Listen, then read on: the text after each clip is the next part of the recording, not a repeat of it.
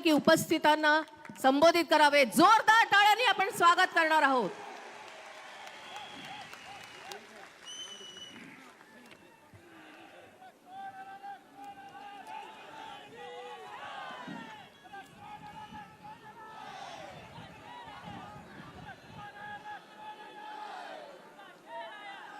बोलिए भारत माता की, भारत माता की.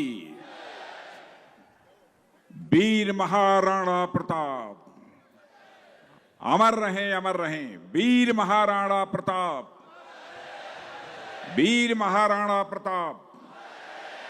छत्रपति महाराज शिवाजी की, छत्रपति महाराज शिवाजी की, छत्रपति संभाजी महाराज की. बहुत बहुत धन्यवाद. हमारे महाराष्ट्र के यशस्वी मुख्यमंत्री श्रीमान एकनाथ राव जी शिंदे और मेरे छोटे भाई और यहां के उप मुख्यमंत्री श्री देवेंद्र जी फडणवीस, माननीय राव साहब दानवे, यमुना रेलवे, डॉक्टर भागवत कराड़ जी, राज्य मंत्री finance Shri Sandipan ji Bhumre, Shri Atul ji Save, Shri Ambadas ji Danve, leader of opposition, Kripa Shankar Singh ji, माजी मंत्री Shri Jay Kumar Rawal MLA and ex minister, Haribhau Bagde MLA, Shri Kishor आधा पाटिल एमएलए, श्री नारायण कुचे, श्री इवेला महाले, श्री उदय सिंह राजपूत, श्री प्रशांत बंग एमएलए और यहां उपस्थित मेरे कुटुंब के मेरे बहनों एवं भाइयों,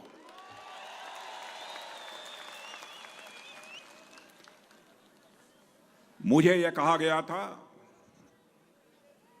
कि महाराणा प्रताप के सम्मान में एक बहुत बड़ी सभा का आयोजन किया जाएगा और इसलिए मुझे आमंत्रित किया गया था. बहनों भाइयों, मुझे यह कल्पना नहीं थी कि इस प्रकार का दृश्य मुझे अपनी आंखों के सामने देखने को मिलेगा. प्रत्यक्ष रूप से अपनी आंखों के सामने जो कुछ भी मैं देख रहा हूं, मैं कह सकता हूं कि यह सभा नहीं है, यह समुंदर है, यह समुंदर है मेरे बहनों भाइयों. महाराष्ट्र में आपकी इतनी बड़ी ताकत है, इसके मुझे कल्पना तक नहीं थी. छत्रपति संभाजी इस नगर में आने के बाद मैंने यह फैसला किया कि सबसे पहले मैं जाऊंगा और संभाजी की प्रतिमा पर मैं माल्यार्पण कर हृदय से अपने सम्मान की मैं अभिव्यक्ति करूंगा. मैं महाराष्ट्र के मुख्यमंत्री श्रीमान एकनाथ जी शिंदे, उप मुख्यमंत्री देवेंद्र जी फडणवीस, दोनों को बधाई देना चाहता हूं. बधाई ही नहीं बल्कि आभार व्यक्त करना चाहता हूं.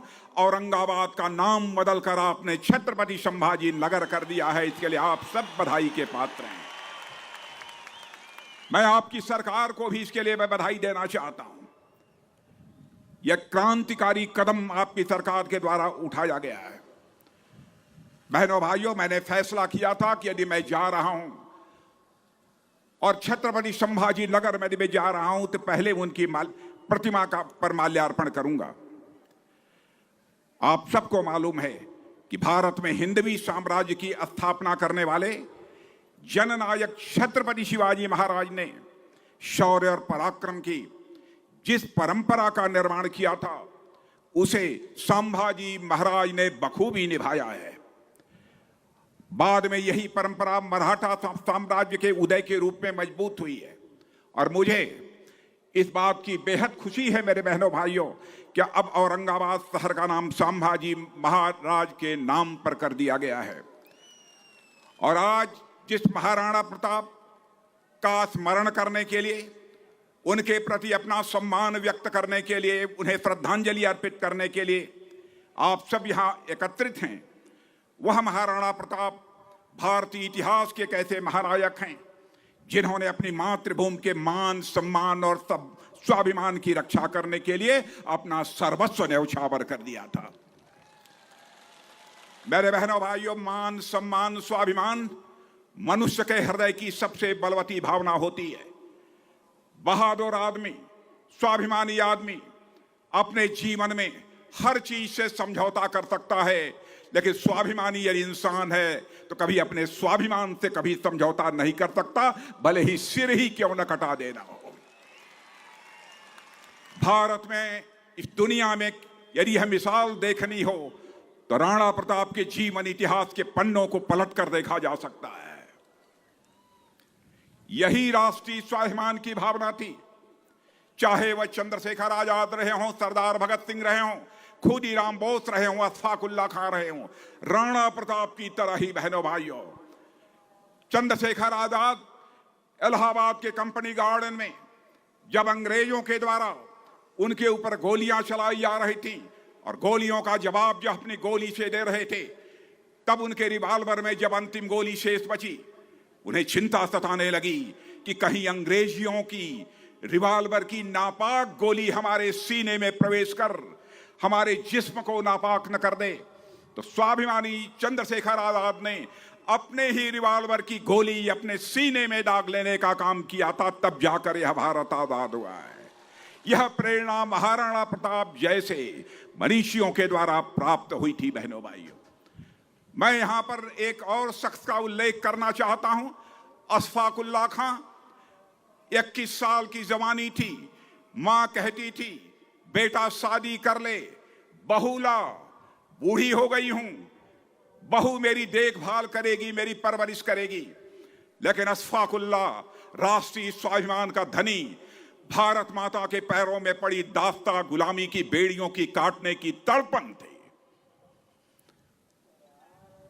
जब बराबर मां कहती थी बेटा तुम शादी कर ले, बहू ला, मैं बूढ़ी हो गई हूं, मेरी वह परवरिश करेगी, मेरी देखभाल करेगी।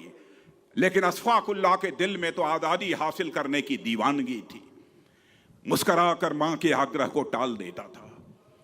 लेकिन अंग्रेजों की हत्या करने के मामले में जब फांसी की सजा हुई, फांसी के तख्त पर ले जाया गया, तो मजिस्ट्रेट ने पूछा, बोलो अशफाक उल्लाह, तुम्हारी अंतिम मुराद क्या है? बहादुर राष्ट्रीय स्वाभिमान का धनी अशफाक उल्लाह ने कहा, ऐ मजिस्ट्रेट, जाकर मेरी मां तो मेरा यहां संदेश पहुंचा दे कि तुम्हारा बेटा अशफाक उल्लाह आज फांसी के तख्त पर खड़े होकर अपनी शादी रचाने जा रहा है, अपनी निकाह करने जा रहा है, तुम्हारी मुराद पूरी करने जा रहा है। बहनों भाइयों, यह होती है राष्ट्रीय स्वाभिमान की भावना, जो कि इस देश को महाराणा प्रताप जैसे लोगों ने दी है, और उसी रास्ते पर चलकर लोगों ने अपने प्राण न्यौछावर करके भारत माता के पैरों में पड़ी गुलामी की बेड़ियों को काटा है।